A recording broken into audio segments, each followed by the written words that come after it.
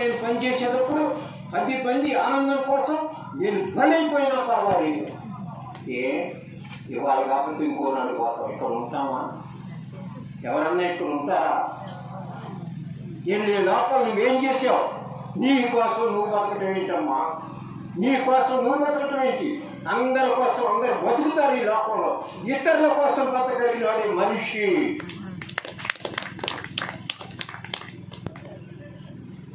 మన కోసం మనం అందరం బతుకుతాం, బతకాలి. మన పిల్లల కోసం బతకాలి, మన కోసం బతకాలి, మన కుటుంబం కోసం బతకాలి. ముందు మనందరం బాగుండాలా లేదని చూసుకోవాలి. చూసుకుని మనకి శాతనైన మట్టికి మనం 10 మందికి సహాయం చేయాలి. అలాంటి జీవనానికి అలవాటు కలిగి చక్కని నిర్మలంగా వేసిన కాడి నుంచి భగవంతుడితో నేను ఎలా ఉండాలి? ఇవాళ రోజంగా నేను భగవంతుడిని చదవలేదా? ఇవాళ రోజు నేను గుడికి వెళ్ళలేదా? గుడికి వెళ్ళకపోతే ఇలా పోయాను. నాకు స్నానం వచ్చింది, నేను గుడికి వెళ్తానికి కుదరదు. గుడికి వెళ్తానికి కుదరకపోయినా నేను రామ రామ రామ భగవంతుని కలుసుకుంటాను. 24 గంటలు ఒకసారి కలుసుకొని ఉంటారా స్వామి? నేను చిన్న పిల్లని, నన్ను తరవమంటారా? నాకు ఇంకా 2 పని లేదా? నీ వయస్సుకు తగ్గట్టుగా నువ్వు అన్ని అనుభవాలు అనుభవించు. అన్ని అనుభవాల్లో భగవంతుడు తెలుసుకో. తండ్రి పరమాత్మ, నీ దైవలనే కదయా నేను నాకు ఇష్టమైన ఆహారం తినగలుగుతున్నాను. నీ దైవలే కదయా నేను ఈ ఆహారం పెట్టుకున్నాను. నీ దైవలే కదయా నేను మంచి బట్టలు కట్టుకున్నాను. నీ దైవలే కదయా మా భార్య భర్తలు ఆనందంగా ఉండగలుగుతున్నాం. ఎప్పుడు మర్చిపోయావు భగవంతుడు? ఎప్పుడు మర్చిపోతావు భగవంతుడు? నువ్వు అనుభవించే అనుభూతుల్లో మరవడానికి ఏమన్నా ఉందా? నువ్వు తినే తిండికాడ మరవడానికి ఏమన్నా ఉందా? నువ్వు ఏ సుఖం అనుభవిస్తున్నా తాగుపోతాడు కూడా నేను మీ దైవల్లే కదా నేను తాగుతున్నాను అనుకుంటే అంతే కదా. అలా భగవంతుని మీద ఎప్పుడు అంటి పెట్టుకుండగలిగితే మానవ జన్మ ఒక ఆర్డర్లో పడతాం, ఒక ఆర్డర్లో పడతాం, ఒక లైన్ పడతాం. మనం మానవ జన్మ ఎందుకు వచ్చామో అది వరుసలో పడతాం. అలా లేకుండా ఎవరి ఇష్టం వచ్చినట్టు వాళ్ళు బతుకుతున్నారు. యథార్థం చెబుతున్నాను, ఎవరి ఇష్టం వచ్చినట్టు వాళ్ళు బతుకుతున్నారు. నేను నా గొప్ప నా గొప్ప ఇలా గొప్పలతో ఎక్కువైపోయింది ప్రపంచం అంతా. ఏమవుతుంది గొప్ప గొప్ప కాసేపు? నేను చెప్తున్నాను, మీరు అర్థం చేసుకోండి. ఎవరిని ఎవరు గొప్ప లోపం ఎవరు కాలేము. మీ భ్రమ. నేను బాగా కుర్చీలు కట్టుకున్నాను, ఆభరణాలు పెట్టుకున్నాను, ఫంక్షన్లో చేశాను, అందరూ నన్ను మెచ్చుకుంటారు. ఇచ్చి భ్రమ. ఎవరు ఒకరిని మెచ్చుకునే వాళ్ళు ఉండరు. ఇంకా అవసరమైతే అప్పుడు రోజు పడుతున్నాము ఇలా జరుగుతుంది. కానీ ఇక్కడ ఎవరిని ఎవరు మెచ్చుకోరు. అది అర్థం చేసుకుని మనం ఉండాల్సిన పద్ధతిలో ఉంటూ చక్కగా ఉండదు. మనకు ఉంది కనుక దేవుడు ఇచ్చాడు కనుక ఆభరణాలు పెట్టుకుంటాం, అన్ని పెట్టుకుంటాం, ఫంక్షన్ చేస్తాం, అంతా ఉంటాం. కానీ ఏ క్షణాన ఏం జరుగుతుందో మనకు తెలవదు. ఏ క్షణాన ఏ ఆపదలుస్తుందో మనకు తెలవదు. ఏ క్షణాన ఏం జరుగుతుందో తెలవదు. కనుక మనం ఎవరిని పట్టుకోవాలో వాళ్ళు పట్టుకుని ఉండాలి. ఎప్పుడు భగవంతుడిని వదిలిపెట్టుకోవాలి. నువ్వు బయటికి కూర్చొని ఓకే పూజ చేయమని కాదు. నీ ఇంటి పని గిన్నెలు తోముకుంటా ఆయన అని లోపల నుంచి నీకు వచ్చిన నష్టమేంటి? ఎంత పోగేసుకోగలుగుతున్నావు? ఈ విధంగా మన జీవన విధానాన్ని ఎవరు నేను చెప్పిన ఆచరణ చేయగలుగుతారో వాళ్ళకి భగవంతుడి యొక్క అనుగ్రహం కలిగి వాళ్ళకి పూర్వజన్మ సుకృతంతో సామాన్యమైన విషయం కాదు. ఒక సద్గురువు దొరుకుతాడు. అక్కడ దాకా ఎవరికి గురువు దొరకదు. సద్గురువు అంటే అసలు గురువు ఎందుకు కావాలి? గురువు ఎందుకు కావాలి? సద్గురువు అంటే గురువులు అనేక మంది ఉంటారు. మనకి పాఠం నేర్పిన గురువు ఉన్నారు. మీ అందరికి చిన్నప్పుడు విద్య నేర్పిన గురువు ఉన్నారు. భజన నేర్పే గురువు ఉన్నారు. ఇలా అనేక మంది గురువులు ఉన్నారు ఈ లోకంలో. ఈ గురువులు మాకు ఉండాలి కదా స్వామి. మా గురువు గారు మాకు ఉండాలి, మాకు పాఠాలు నేర్పారు. మా గురువు గారు మాకు ఉండాలి, మాకు భజన నేర్పారు. ఇవన్నీ ఎన్ని నేర్పినా జగత్తు వ్యవహారాలు, ఈ లోకంలో మనం జీవించటానికి పనికొచ్చే వ్యవహారాలు. మనకి గురువు గారు పాఠాలు నేర్పి డాక్టర్ చేశాడంటే మనం డాక్టర్ వృత్తి చేసి డబ్బులు సంపాదించి మన జీవన విధానంలో మనం ఒక ఆనందంగా బతకగలుగుతున్నాం.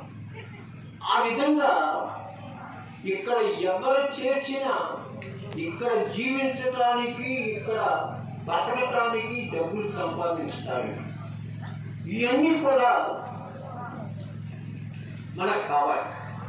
కానీ ఈ ఏవి కూడా మన కష్టాలని తీర్చగల, మన బాధల్ని తీర్చగల, మన ఒడిదుడుకులను తీర్చగల, మనని ఒక మనిషిగా, ఒక మానవ జన్మ వచ్చినందుకు దాన్ని సార్థకం చేయించగల. ఒక మానవ జన్మ వచ్చింది అంటే తల్లి గర్భంలో ఉండగా తెలిసింది ఆ జన్మేంటి. తల్లి గర్భంలో ఉండగా నవమాసాలు మలమూత్రాలు కొట్టుకుని అక్కడ భగవంతుడు దర్శనమిస్తే తండ్రి పరమాత్మ ఏని ఈ మలమూత్రాల బడి కొట్టుకుని నరకమని వేస్తున్నానయ్యా. ఇలా ఎన్ని లక్షల కోట్ల తల్లి గర్భాల నుంచి బయటకు వచ్చానో, నా జీవితం ఎన్ని జన్మలు తీసుకుంటున్నానో, ఇలాంటి జన్మల నుంచి నన్ను బయటపడయ్యా తండ్రి పరమాత్మ అని ఆ రోజు దర్శనమిచ్చినటువంటి భగవంతుని ప్రార్థించి, నేను భూమి మీద పడగానే నిన్ను పూజించుకుని ప్రార్థించుకుని నిన్ను నీ చెంతకు చేరతానయ్యా. నేను ఇక నాకు ఇలాంటి గర్భశోకాలు వచ్చేటట్టు చేయగయ్యా, ఇక నీలో కలిసిపోవటానికి నిన్ను పూజ చేసుకుంటానని మనందరం ప్రమాణం చేసుకుని భూమి మీద పడ్డాం. మరి మాయికం వేసి ఏం జరిగిందో మనకు తెలవదు. మళ్ళీ మన ప్రారంభ కర్మ, మన గత జన్మలో చేసిన కర్మ, ఆ ఫలాలు ఇక్కడ కూర్చున్నాను. అందరం ఒక రకంగా ఉన్నామా? మనందరం ఒకే రకంగా ఉన్నామా? ఆస్తిలో తేడా ఉంది, ఆరోగ్యాల్లో తేడా ఉంది, ఉండే ఇళ్లలో తేడా ఉంది. ఇన్ని తేడాలు రావడానికి కారణం ఏంటి అసలు? మనందరికీ మనం గత జన్మలో చేసిన మన కర్మ ఫలాలు, ఆ కర్మ ఫలాలతో ఇంతమంది ఇన్ని రకాలుగా వచ్చాం. బాగా దాన ధర్మాలు చేస్తుంటే ఇక్కడ ధనంతో వచ్చి కూర్చున్నాం. ఎవరి కాలంలో నరికేస్తే కాలు లేకుండా వచ్చాము ఇక్కడికి. అనేక మన జన్మలో ఎలా నడిచామో దాని కర్మ ఫలాలను బట్టి ఇక్కడ మానవ జన్మించాడు మనకి. మరి ఇప్పుడు మనం నడుస్తున్నంత మళ్ళీ మనం అనుభవించాలా అవసరం లేదా? ఇప్పుడు నడుస్తున్నదంతా మళ్ళీ కర్మ ఫలాలు పోగేసుకుని మళ్ళీ ఇంకొక జన్మ తీసుకుంటావా తీసుకోమా? చెప్పండి.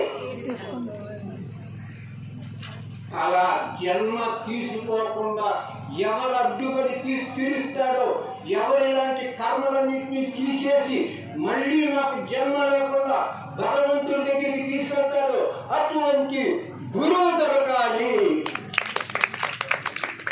అది లేకపోతే ఇది మార్గం లేదు. మనకు చదువు నేర్పిన గురువు చదువు నేర్పుతాడు బతకటానికి. కానీ ఇలాంటి కష్టాలన్నింటిలో నుంచి బయటపడగలిగేవాడు ఎవరు అంటే ఒక బ్రహ్మజ్ఞాని గురువు కావాలి. అలాంటి గురువు దొరికినప్పుడు మన జీవన విధానమే మారిపోతుంది. మరి అక్కడ కొంత పొంగితే దేనికి పొంగిపోదు. పార్వతం తీసుకొచ్చి స్టేజీ మీద నీకు దండేస్తానంటే రాగలిగిందా? ఎందుకు పొంగిపోలా? ఎందుకు పొంగిపోలేదు? సత్యం తెలిసింది కనుక. ఏంటి సత్యం? పార్వతి ఏమన్నా ముసలం అయిపోయిందా? జాగ్రత్తగా ఒక బ్రహ్మజ్ఞానం కలిగిన బ్రహ్మజ్ఞానంలో అనుభవించజేసే గురువు కావాలి. ఎట్లా తెలుసుకోవాలి? అలాంటి గురువు ఎట్లా దొరుకుతాడు? దొరకడం. ఎందుకు దొరుకుతాడు? ఎందుకు దొరకాలి? ఎందుకు దొరకాలి? మీరేమన్నా సక్రమంగా నడుస్తున్నారా? మీరేమన్నా నేను చెప్పినవన్నీ ఆచరించుండారా? చెప్పండి. అలాంటి గురువుకు లక్షణాలు ఏముండాలి? 2 లక్షణాలు ఉండాలి. కనిపెట్టాలి. ఏంటి 2 లక్షణాలు? ఆశ లేని గురువు అయ్యి ఉండాలి. 4 మాయ మాటలు చెప్పి మీ అందరికీ ఎలా అయితే ఇష్టమవుతుందో అలా మాటలు చెప్పి తలపరు మొదలు ఉడికిపోయేవాడు అయి ఉండకూడదు. గురువు అనేవాడు ఏ ఆశ లేనాడై ఉండాలి. ఏ రూపాయి ఆశించకూడదు. 2 తను చెప్పే అన్నీ కూడా తను నడిస్తున్నారు, తను ఆచరించున్నారు, తను ఆచరించి ఆచరింపజేసేవాడై ఉండాలి. అలాంటి గురువు దొరికితే అక్కడికి వెళ్ళి బ్రహ్మజ్ఞానం పొందాలి. దానికైనా అర్హత ఉండాలి. దానికి అర్హత ఉండాలి. ఆ అర్హత ఉండాలికి ఉపదేశం చేస్తారు. ఎవరికి దొరికితే వాళ్ళకి కాదు. కానీ ఈ విషయంలో అందరికీ ఇచ్చేసే రాసు. అలా కాకుండా ఆ రకంగా జరిగితే ఏం జరుగుతుంది? ఆ ఉపదేశం పొందిన వాళ్ళకి మీరు అసలు ఎవరు, ఎందుకు వచ్చారు, ఈ లోకంలోకి ఎందుకు వచ్చారు, భార్య ఎవరు, భర్త ఎవరు, పిల్లలు ఎవరు, ఆ సంసారాన్ని అందంగా ఎలా తీర్చిదిద్దుకోవాలి, ఎలా దిద్దుకుంటే మీరు ధైర్యంగా సంసారాన్ని ఛేదించగలరు, ఎన్ని కష్టాలు వచ్చినా నవ్వుకుంటా అనుభవించగలరు. కష్టాలు రావని చెప్పరు గురువు. కష్టాలు ఎందుకు రాకుండా ఉంటాయి? మనం మరి ప్రారంభ కర్మలు చేసాం కదా. ఆ కర్మలు ఎవరు అనుభవిస్తారు? మనకు జ్వరం వస్తే ఇంకొకళ్ళ ముందు వేసుకుంటే తగ్గుతుందా? మనకు ఆకలైతే ఇంకొకటి తింటే తగ్గుతుందా? మనం చేసిన కర్మలు మనమే అనుభవించాలి. కానీ గురువు ఏం చేస్తాడంటే వాటన్నిటినీ నవ్వుకుంటా అనుభవించేటట్టు చేయగలడు. చేసి ఆఖరి రహస్యం మీరు ఇది వరకు చేసిన కర్మలన్నీ, కర్మ ఫలాలన్నీ కూడా ఒక పెద్ద గడ్డివాములో, ఒక పెద్ద గడ్డివామి కనుక ఒక చిన్న అగ్గిపుల్ల పెడితే ఎలా దగ్ధమైపోతుందో, మీరు చేసిన కర్మల సంచిత అదామి అన్ని కర్మల్ని కూడా జ్ఞానం అనే అగ్నిపుల్లతో మొత్తం దగ్ధం చేసి మీకు జన్మ లేకుండా చేయగలరు. అది చేసేస్తాం. ఏంటి జన్మ లేకపోతే? బ్రహ్మానందం పరమసుఖదం కేవలం జ్ఞానమూర్తి ద్వంద్వాతీతం. ఆ జ్ఞానమూర్తి ఎవరు? బ్రహ్మానందం. అది ఎక్కడ దొరుకుతుంది? ఆ గట్టివాము తగులడిపోతే ఎట్లాగో మన కర్మలని తగులుపడేటట్టు జ్ఞానంతో మిమ్మల్ని తయారు చేసి డైరెక్ట్గా పరమాత్మే. చూడండి, అందరం చచ్చిపోతాం. మనందరం కూడా జన్మించిన వాళ్ళందరూ మరణించాల్సింది. మరణించేటప్పుడు 2 దారులు ఉన్నాయి. 2 దారులు, ఇలా ఒక దారి, ఇలా ఒక దారి. ఇలా వెళ్ళేవాళ్ళు అందరూ ఇలా ఒక దారి, ఇలా ఒక దారి, ఇలా ఒక దారి, 3 దారులు పెట్టుకోండి.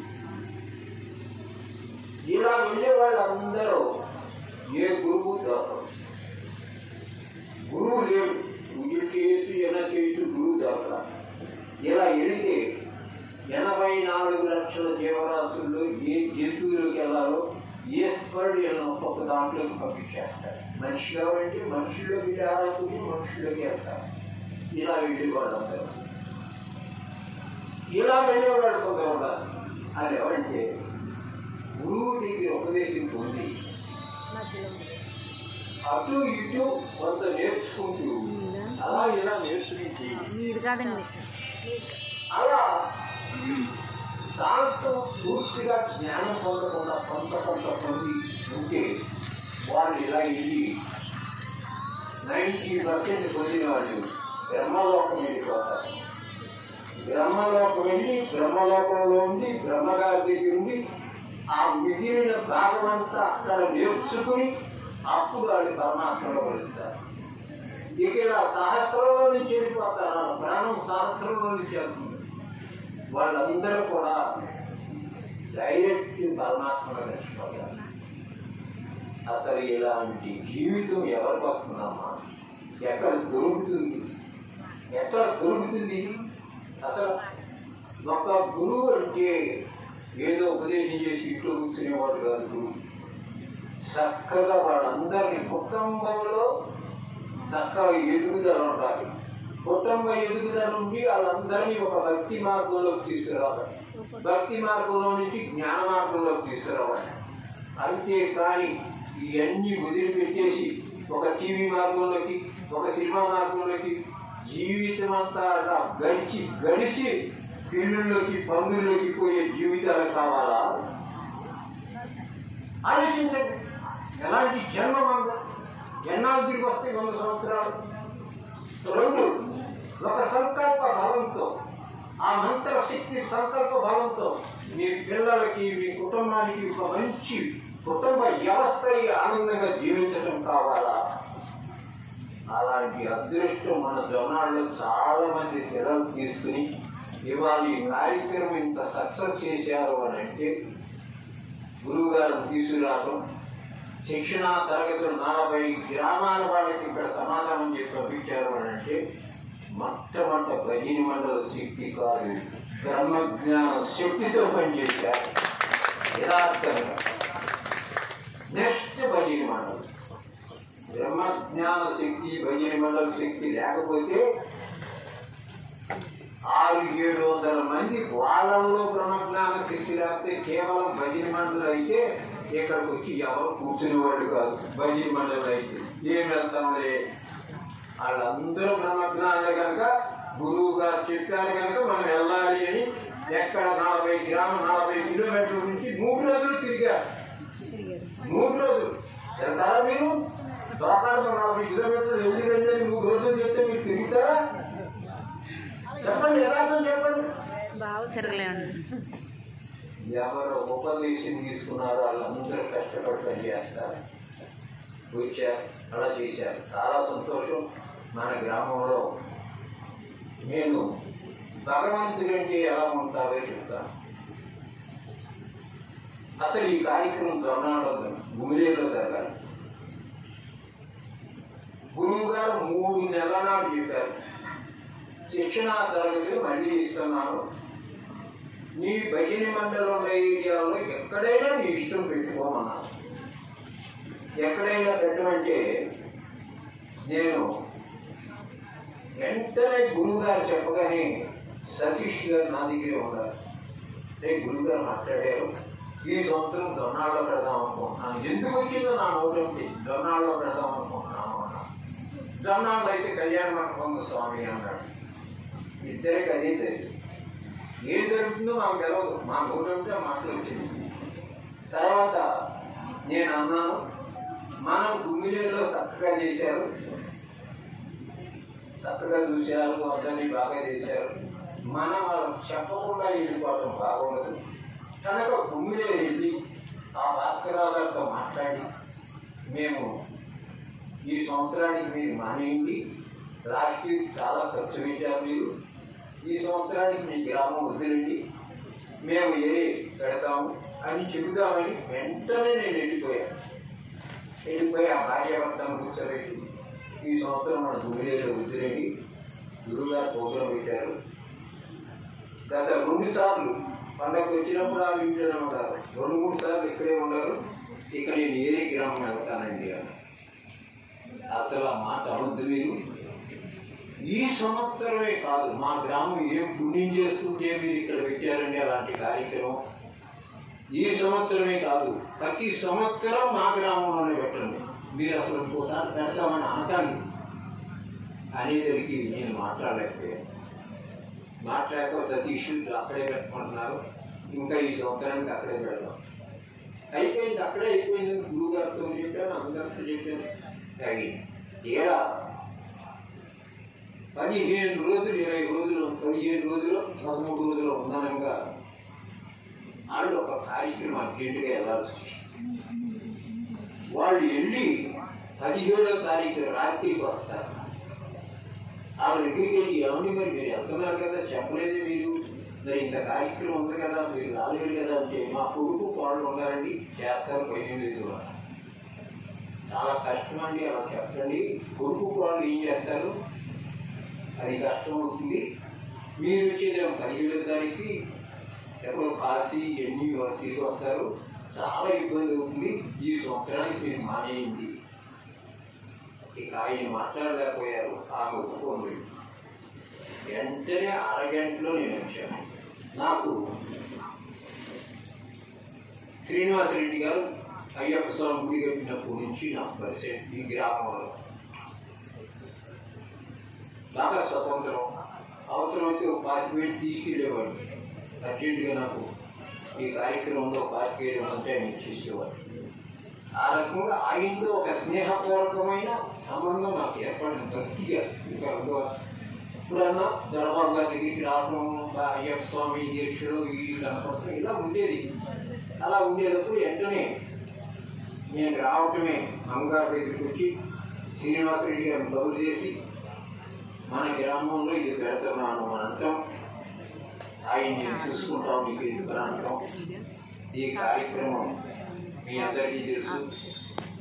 ఇక